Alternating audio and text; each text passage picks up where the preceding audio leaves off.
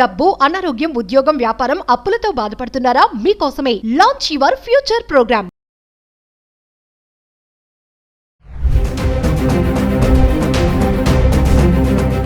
ప్రేమించి పెళ్లి చేసుకుంటున్నారు కానీ బ్రతకడం చేతకాటం లేదు. ఇన్స్టాగ్రామ్, చాటింగ్ ఇవన్నీ కూడా బాగుంది అని దాని వెనకాల పరుగులెత్తడం చూస్తున్నాం కదా. మరి అది మన కొంపలు ముంచుతుందన్న విషయం ఎందుకు తెలియటం లేదు? అంతా బాగానే ఉంటుంది, బాగా చదువుకుంటున్నారు, మంచి ఉద్యోగం చేస్తున్నారు. ఎక్కడో చిన్న తప్పు చేయడం వల్ల జీవితం అంతా కూడా తారుమారైపోతుంది. నమస్తే, welcome back to Suman TV. ప్రస్తుతం మనతో పాటు ఉన్నారు motivational speaker, public speaker, family counsellor Rajani Ramma గారు. నమస్తే మ్యామ్. నమస్తే నవీన. మేడం, ఎవరైనా చూడండి, ఒక సామెత చెప్తా ఉంటారు, ఎంత పెద్ద సైంటిస్ట్ అయినా అంట ఒక చిన్న తప్పు చేస్తాడంట. అలాగే మన జీవితాల్లో కూడా ఎంత బాగా చదువుకున్నా, మంచి ఉన్నత స్థాయిలో ఉన్నా కూడా చిన్న తప్పు చేయడం వల్ల లైఫ్ అనేది మొత్తం టర్న్ అయిపోద్ది.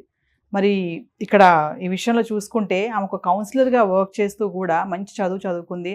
హస్బెండ్ మరి లవ్ మ్యారేజ్, మళ్ళీ మంచి పిల్లలు ఉన్నారు, మంచి ఫ్యామిలీ.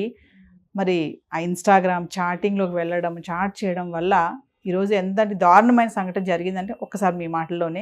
మరి దీని నుంచి మన యువతే కానీ కపుల్సే కానీ ఏం నేర్చుకోవాలంటారు? మనుషుల మనస్తత్వము ఎప్పుడు ఒకలా ఉండదు నవీన. ఒక ఏజ్లో ఒకలా ఉంటుంది, ఒక స్టేజ్లో ఒకలా ఉంటుంది. మళ్ళీ ఏజ్ మారిన తర్వాత, స్టేజ్ మారిన తర్వాత ఆ స్టేజ్లో, ఆ ఏజ్లో ఆలోచనలు ఇంకోలా ఉంటాయి. ఇంకో రకంగా చెప్పాలంటే మనం జనరల్గా ఏం చెప్తామంటే, మనిషి మారుతున్న కాలంతో పాటు మనుషులు మారాలి అంటే ఏంటంటే ఆలోచన విధానం మారాలి అని అంటాం.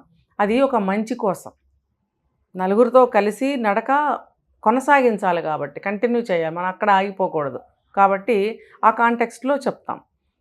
ఇప్పుడు వీళ్ళు ఏంటంటే ఇంకో రకంగా తీసుకుంటే వీళ్ళ మానసిక స్థితి ఎప్పుడూ ఒకలా ఉండదు. ఆ టైంలో నాకు అది నచ్చింది. కొంతమంది ఒక టైంలో ఒక ఐటెంని ఇష్టపడతారు, కొంతకాలం అయ్యాక ఆ ఐటెం తినబుద్ధి కాదు, నచ్చట్లేదు, ఎందుకో అదంటే ఇష్టం లేదు, తినబుద్ధి కావట్లేదు. అంటే ఆ మనస్తత్వము, ఆ ఇష్టాలు అనేవి మారిపోతుంటాయి. ఇంకొకటి పర్టికులర్ ఈ కేసులో చెప్పుకుంటే అందరూ ఎందుకు ఇలా మారుతున్నారు అనేది మనము కరెక్టే, ఒకటే కారణము, ఒకటే ఘాటకే మనం కట్టేయలేము. ఒక్కొక్కళ్ళకి ఒక్కొక్క కేసుని బట్టి, వాళ్ళ మనస్తత్వాన్ని బట్టి మనం చెప్పాల్సి ఉంటుంది. ఈ కేసులో అయితే అందం ప్రధానం. ఈ అమ్మాయి చూడడానికి ఫోటోలోనే ఇంత అందంగా ఉంది, విడిగా ఇంకా చాలా బాగుండి ఉంటుంది.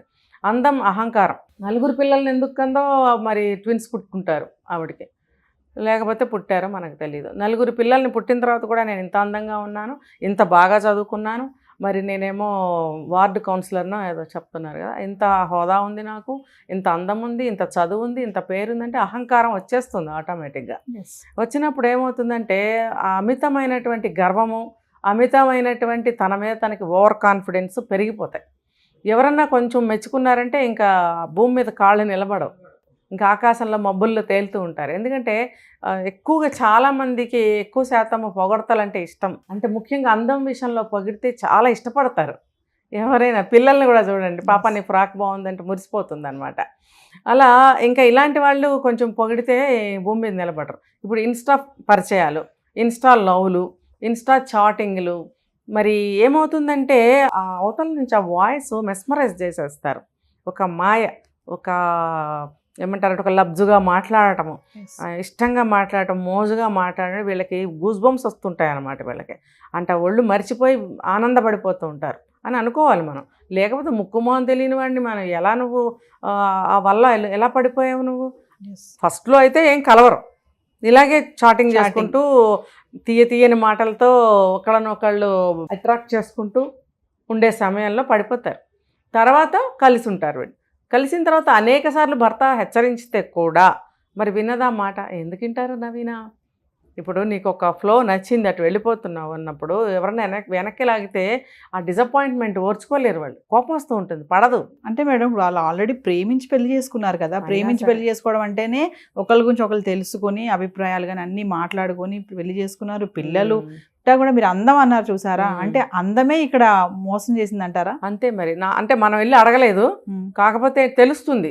ఇప్పుడు నలుగురు పిల్లలు పుట్టారు, లవ్ మ్యారేజ్ చేసుకున్నావు, పెళ్ళయి మరి 10 ఏళ్ళన్నా అయ్యిందేమో, మరి నీకు ఇప్పుడు ఒక దాదాపు దగ్గర ఒక 35-40 మధ్యలో నీ ఏజ్ ఉండొచ్చు. ఉన్నప్పుడు నువ్వు ఒక స్త్రీగా, ఒక ఇల్లాలిగా, ఒక తల్లిగా నువ్వు ఎలా నీ మనసు తయారై ఉండాలి?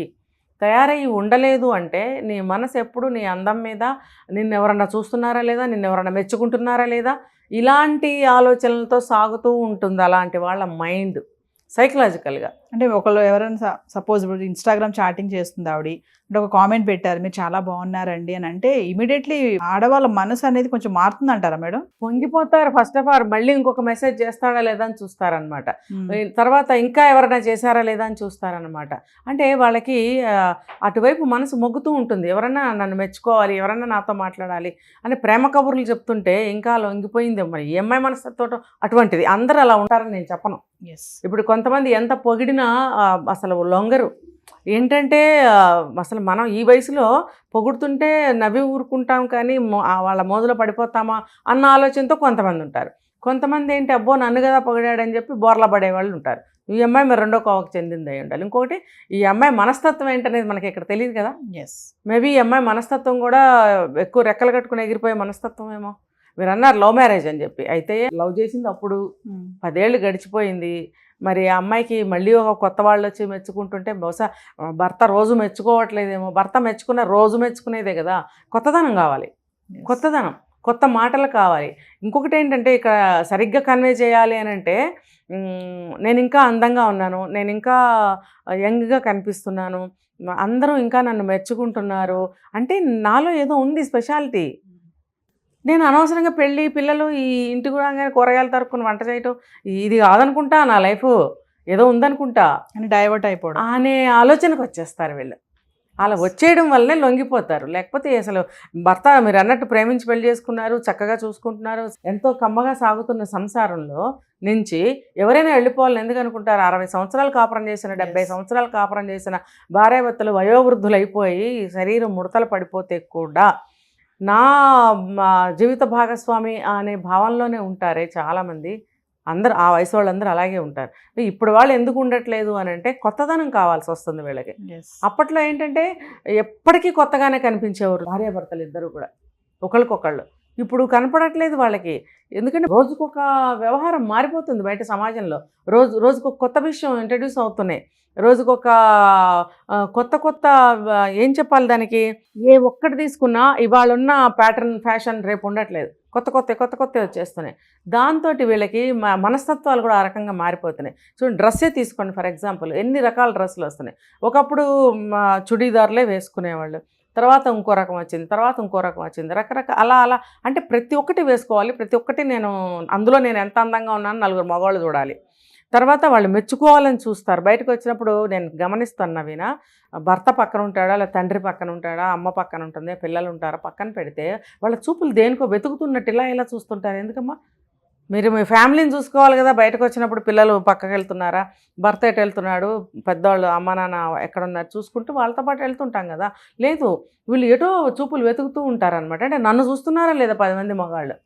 ఇప్పుడు వస్తున్న డ్రెస్సులు ఏంటి, పెళ్ళైన అమ్మాయిలు కూడా ఇంతంత వేసుకుంటున్నారు కదా. మరి మొన్న ఈ మధ్య ఒక చోట చూసాము ఏంటంటే ఈ పైనుంచి కిందకి డ్రెస్సులు వేసుకుని ఉండలేకపోతున్నాము, చిన్న వేసుకుని తిరగాలని ఉంది, ఇవన్నీ తీసి అవతల పారేయాలనిపిస్తుంది అని మాట్లాడారు కొంతమంది.